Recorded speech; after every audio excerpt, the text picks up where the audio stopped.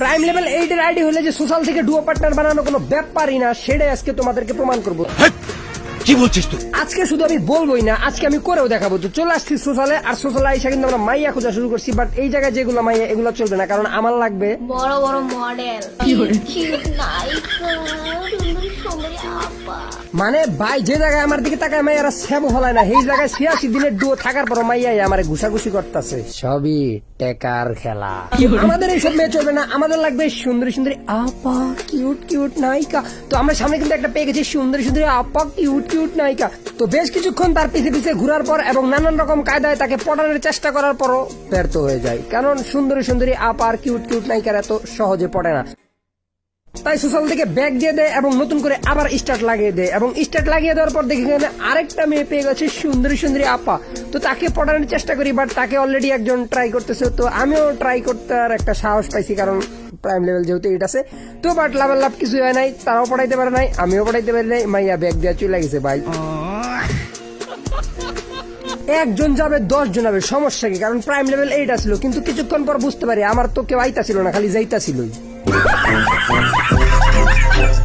কবি বলেছেন এক মাইয়ার কাছে যদি পাত্তা না পাও, আরেক মাইয়ার কাছে যাও। এখন আবার তোমরা জিজ্ঞাসা করো না কবির নাম কি, কেননা নিজের নাম নিজে কেমনে বলি। তো বেশ কিছুক্ষণ পর দেখি এখানে একটা সুন্দরী সুন্দরী আপার ড্যান্স করতেছে। তো তার নামটা কি দেখি, কুইন আরোহী।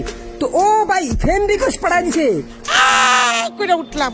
তো তাকে আমরা ডুও রিমোট প্রস্তাব করি, বাট সে এখানে রাজি হয় কি হয় না। কই কই এদিকে এলো কেন?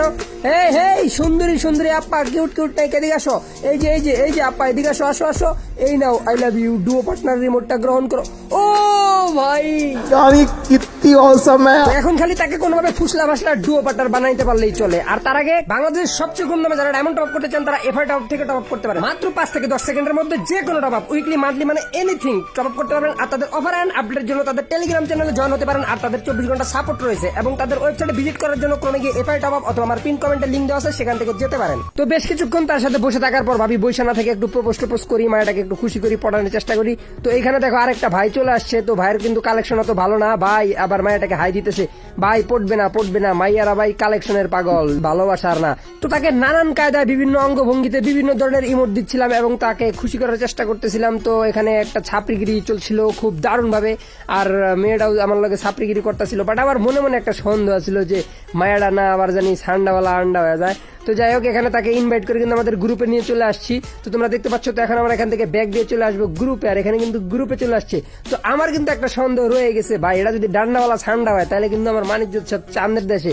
তো এখানে আবার কারে ডাকে ভাই, এবং আমি ওই গ্রুপ থেকে চলে আসি, কারণ ভাই I don't like any one loves me. ইংরেজি হয় নাই। তো যাই হোক, মায়াটা আমাকে ইনভাইট দেয়, আমি আবার মায়ের গ্রুপে চলে আসি এবং মায়াটা আমার ড্রেস চায়। তো তাকে আমি ড্রেসটা দিয়ে দেই, বাট আমি চাচ্ছিলাম তাকে ছেলেদের ড্রেস কেন, তাকে একটা পরীর মতো সুন্দর দেখে ড্রেস দিব। কিন্তু তার জন্য ড্রেস সিলেক্ট করতে করতে তিনি গ্রুপ থেকে চলে যায়। তো বেশ কিছুক্ষণ পর তাকে আমরা আবার ইনভাইট করি এবং সে আমাদের গ্রুপে আসে এবং এই ড্রেসটা তাকে দিয়ে দেয় এবং সে খুশি হয়ে যায়। তো এখন কিন্তু আমরা আবার আমাদের যে ড্রেসটা আছে সেটা পরে নিব, এবং এই জায়গায় কিন্তু তাকে একটা আমরা গ্রুপ ইমোট প্রপোজ করি এবং সে কিন্তু সেখানে রাজি হয়ে যায়। এবং দেখো আমরা দুজন কি সুন্দর ইমোট দিচ্ছি, ভাই জ্বলে নাকি ভাইয়া? তো যাই হোক, জ্বলা কথা না কথা দিচ্ছে, এখন আমাকে টেস্ট করতে হবে আসলে সে মেয়ে নাকি ছেলে। তো আমি ডাইরেক্ট তাকে প্রশ্ন করে ফেলি, আপু একটা কথা বলি, কিছু মাইন্ড করেন না? তো সে বলতে, তো আমি বলি ডুও প্লিজ, কেউ হয় না। এবং সে বলে বিকালে, বাট আমি বলি সত্যি হবেন তো? তারপর তাকে আমি ফুসলা বলি না প্লিজ এখনই হন। তো সে বলে আচ্ছা, এবং তাকে আমি আরেকটা জিনিস রিকোয়েস্ট করি, সেটা হচ্ছে প্লিজ আপনার কাছে আরেকটা রিকোয়েস্ট, সেটা হচ্ছে মাইকটা অন করেন। এবং সে বলে সে খাবার খাচ্ছে। তো তারপর সে যখন মাইক অন করে, তার কণ্ঠে হ্যালো শোনার খালি একটা কথাই মনে যাচ্ছিল ভাই, মানে কিস্তিতে টেকা তুলে হলো একটা প্রাইম লেভেলের আইডি কিনতে হবে, যেন এরকম সুন্দরী সুন্দরী মাই আর কিউট কিউট আপু পড়ানো যায়। এবং তাকে আমি জিজ্ঞাসা করি, আপু আপনার নাম কি? আমার নাম আরোহী। তাহলে তো মানে আপনি সত্যি নেই। হ্যাঁ যাই হোক, ভালো আছেন আপনি? হ্যাঁ, এটা আলহামদুলিল্লাহ। তুমি? আমি আলহামদুলিল্লাহ ভালো আছি, কিন্তু কষ্ট একটা ডুও পার্টনার নাই। প্লিজ আপনি আমার ডুয়ন। হ্যাঁ হবো বললাম তো বিকালে। না এত কথা বুঝি না এখন, প্লিজ আমি আপনার রিকোয়েস্ট পাঠাই যাচ্ছি তাড়াতাড়ি। বিকালে তার সাথে বেশ কিছুক্ষণ আলাপ আলোচনা করার পর যদি সেগুলো তোমাকে শোনাই, তোমরা আবার জল বুঝে নাই ভাইয়া, তখন সমস্যা। তো যাই হোক, সেগুলো না শোনাই, তো তারপর আমি তাকে ডুয়োর জন্য রাজি করাই ফেলি এবং তাকে আমি ডুয়োর রিকোয়েস্ট দেই এবং সে কিন্তু ডুয়োর রিকোয়েস্ট অ্যাকসেপ্ট করে ফেলছে। বাইরে ভাই তো তখন আমি তাকে বলি আপনি চলেন আমার নতুন করে ইনভাইট দেন, আমাদের নামের উপরে একটা হলুদ বাতি তো জ্বলা দরকার। তো সে আমাকে ইনভাইট করে দেয় এবং তার গ্রুপে যাই এবং আমাদের নামের উপরে হলুদ বাতি উঠে গেছে ভাই। বিশ্বাস করো ভাই, আইডিটা যদি আমার হতো আমি জীবনে ডুও কাটতাম না, কিন্তু আইডিটা যেহেতু আমার না সেহেতু ডুও রাখার মতন পারমিশনও আমার নাই। উল্টা আরো 100 ডায়মন্ড ফুরে আইছি, জানি না আমার কপালে কি আছে, আমার বাইরেতে ওরে।